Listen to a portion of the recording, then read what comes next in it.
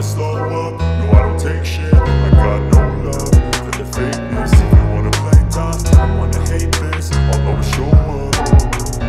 I don't ever slow up, no I don't take shit. I got no love for the fakeness. If you wanna play tough and wanna hate this, I'll always show up and make a statement. I don't ever slow up, no I don't take shit. I got no love for the fakeness. If you wanna play tough and wanna hate this, I'll always show up and make a statement. Everything I do so instinctive and so passionate. Every word I move so descriptive like an adjective. I got a vendetta against people who patented being negative when you should be getting after it. I got facts over tracks, this and that. Spitting slow, spitting fast, I could roast, I could gas. Think I'm okay at last, but I don't know if that can erase all the past. And the pettiness, a reflection of the emptiness. Hilarious, you think you're with my time, you're delirious. Mysterious, because you hide behind a fake exterior. Inferior, you know I'll always be a bit superior. Get off of me, this ain't no humble brag. I want you to hear words, you can say them back. I want you to feel free from the chains that last, and to believe in what you got, it was built to last, yeah. Now that I've been put through hell, I never got anyone's help. I had to do it all myself.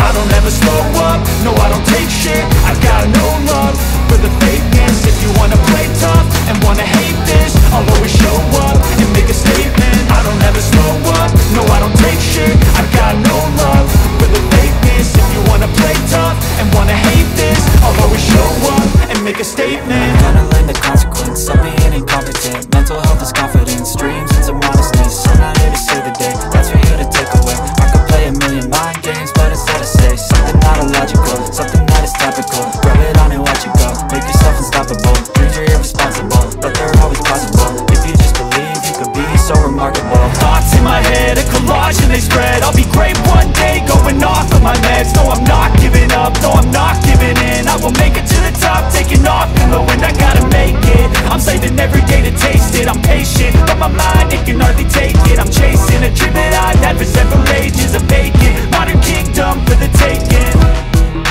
Now that I've been put through hell, I never got anyone's help.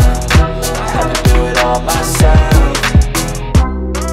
I don't ever slow up, no I don't take shit. I got no love for the fakeness. If you wanna play tough and wanna hate this, I'll always show up and make a statement. I don't ever slow up, no I don't take shit. I got no love for the fakeness. If you wanna play tough and wanna hate this, I'll always show up and make a statement. I don't ever slow up, no I don't take shit. I got no love for the fakeness. If you wanna play tough, I wanna hate this, I'll always show up.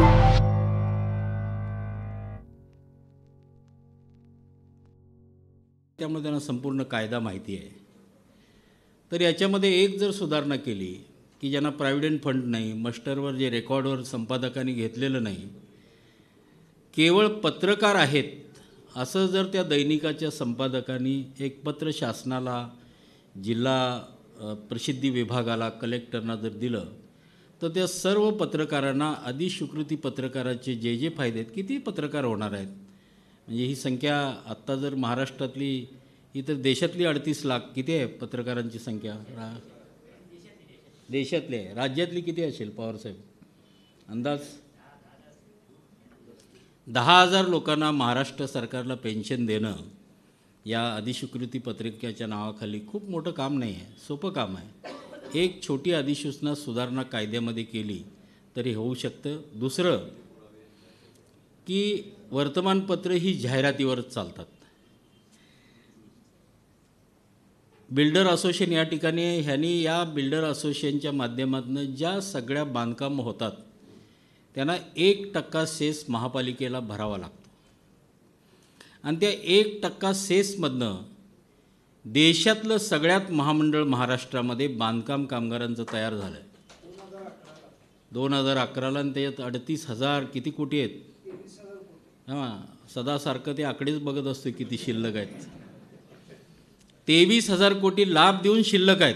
सरकारला कर्ज देण्यात पण ती अवस्था त्या मंडळाची.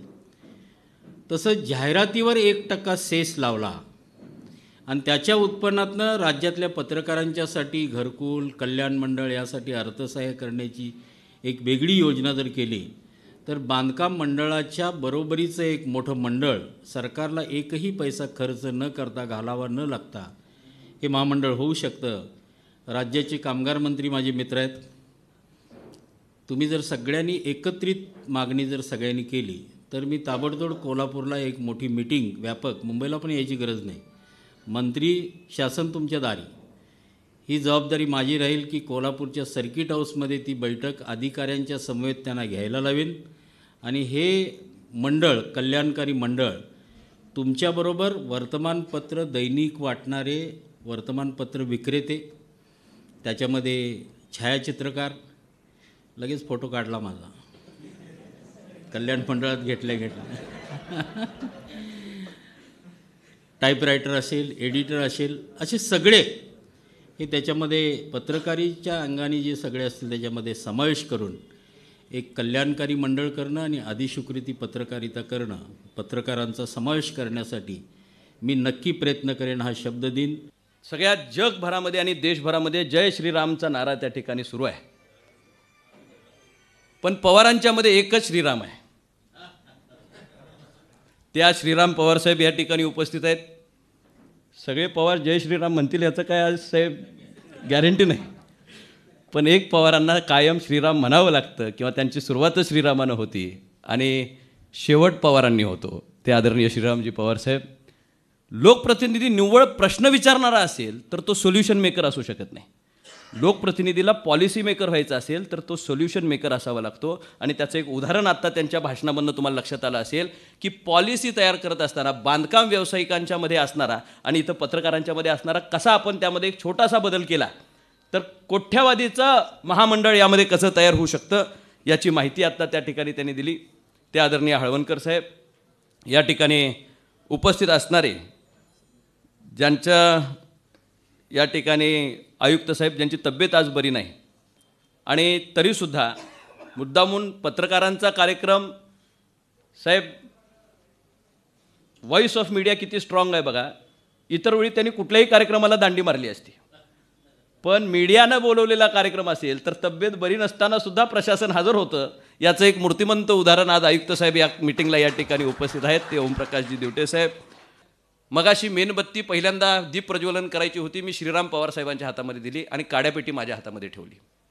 काडी लावायचं काम आम्ही कितीही केलं तर मेणबत्तीनं तुम्ही दिवा लावण्याचंच काम कराल याची खात्री आम्हाला असल्यामुळे योग्य हातामध्ये मेणबत्ती आहे याची खात्री माझ्यासारख्या कार्यकर्त्याला होती. तो दिवा अंधकाराला प्रज्वलित करण्यासाठी, त्यातनं या ठिकाणी उजेड देण्यासाठी, नवीन पिढीला मार्ग दाखवण्यासाठी. आणि मीडिया म्हणजे ताकद आहे पण ती दुधारी तलवार आहे. इचलकरंजीची मीडिया अतिशय संवेदनशील आहे, चांगल्याला चांगला आणि वाईटाला वाईट म्हणणारी आहे. ज्या गोष्टी चांगल्या आहेत त्याचा पुरस्कार ते त्या ठिकाणी करतात आणि जिथं वाईट आहे तिथं त्याचं प्रखर्षानं त्या ठिकाणी विरोध मीडियाच्या माध्यमातून या ठिकाणी केला जातो. व्हॉइस ऑफ मीडिया हा जो प्लॅटफॉर्म आहे, आम्हाला असं वाटत नव्हतं बऱ्याच वेळा की पुढाऱ्यांना सुद्धा काहीतरी प्रश्न असू शकतो. मी तर आता व्हॉइस ऑफ लीडर्स नावाची एक संघटना काढायच्या नादात आहे साहेब. जर पत्रकारांचा व्हॉइस असू शकतो, आपल्याला कोण साहेब आपला, तुम्ही व्हॉइस ऐकत नाही बऱ्याच वेळा, आमचा व्हॉइस तिथंपर्यंत जात नाही, माईक आला की तेवढा व्हॉइस तिथंपर्यंत जातो. तुमचा प्लॅटफॉर्म आल्यानंतर मला ही लक्षात आलं की शोषित असणारा पत्रकार जो आहे तो कितीतरी मोठ्या प्रमाणात आहे आणि यांच्या भावना कुठंच तो व्यक्त करत नाही, सगळ्या जगाच्या भावना तो त्या ठिकाणी व्यक्त करतो. तुमचं माध्यम म्हणून त्या ठिकाणी काम करतो. पण एकमेव व्हॉइस ऑफ मीडिया नावाची जी संघटना आहे ती मीडियाचा अंतकरणाचा आवाज या ठिकाणी जनतेसमोर आणते आणि त्याला सोडवणुकीसाठी काम करते. साईनाथ, तुम्ही आणि तुमची सर्व टीम असेल, मी मनापासून ह्या कार्याला, काळेसाहेबांनी सुरुवात केली ना, काळेसाहेबांनी सुरुवात केलेली, आता त्याचा इचलकरंजीपर्यंत वारू आलाय.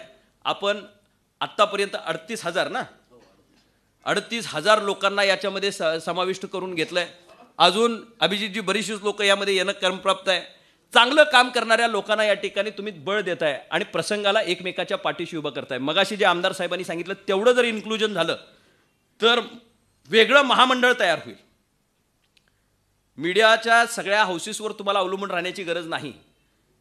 संपादकांनी तुम्हाला कायम पत्रच देण्याची आणि तुम्ही पत्रकार आहे म्हणून सिद्ध करण्याची गरज नाही. तेवढे पैसे, म्हणजे जितके पैसे ह्यांचे सेसमधनं तयार होतात. 1% म्हणजे फार मोठी रक्कम, जाहिरातीवरचे 1% म्हणजे फार मोठी रक्कम शासनाच्या तिजोरीवर शासनाचा एकही रुपया न खर्च करता या ठिकाणी त्या ठिकाणी जाऊ शकेल आणि त्याचा निधी हा कायमपणे आपल्या कल्याणासाठी वापरण्याचे अधिकार या ठिकाणी त्या महामंडळाला तयार होतील आणि प्रसंगाला ते महामंडळ एक मोठी ताकद म्हणून या ठिकाणी सर्वसामान्य पत्रकारांच्या मधल्या सगळ्या फॅकल्टी, छायाचित्रकारांच्यापासून त्यांनी सगळ्यांचा उल्लेख केला.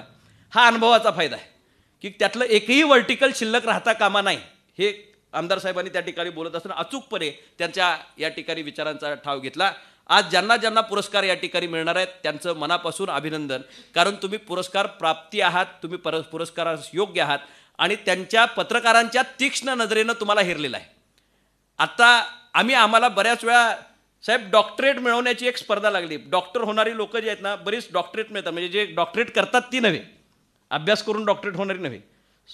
काही युनिव्हर्सिटीज हुडकून डॉक्टर करालेत साहेब, डिलीट मिळते त्यांना. अचानक समाजकार्याचा कशाचाही पोर्टफोलिओ कुणाचाही कसलाही तयार केला जातो, त्यांना अशा युनिव्हर्सिटीज हुडकल्या आहेत आणि इंटरनॅशनल युनिव्हर्सिटीज की ज्या अचानकपणे येतात आणि त्यांना या ठिकाणी देतात.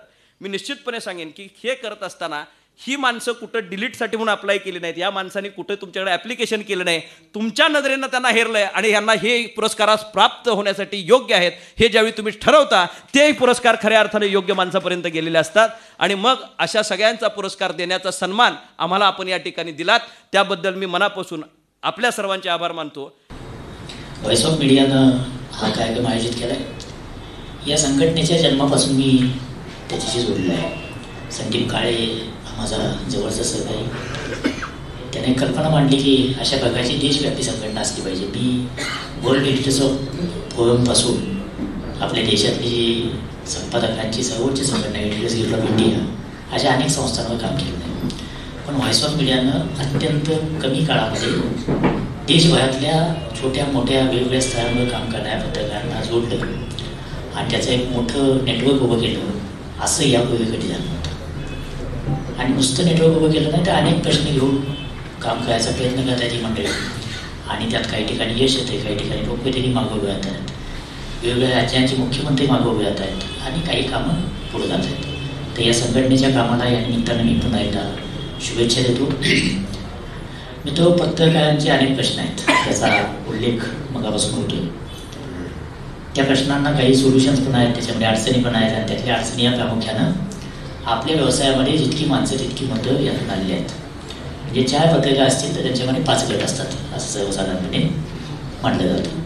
कारण आपल्या प्रत्येकाला मत आहे आणि ते मत इतकं टोकाचं असतं की दुसऱ्या कुणाचं काही आपण ऐकूनच घेत नाही. त्यातून आपलं संघटन पुढं होत नाही, आपले प्रश्न पण मार्गाला लागत नाहीत. छोट्या छोट्या गोष्टी आहेत.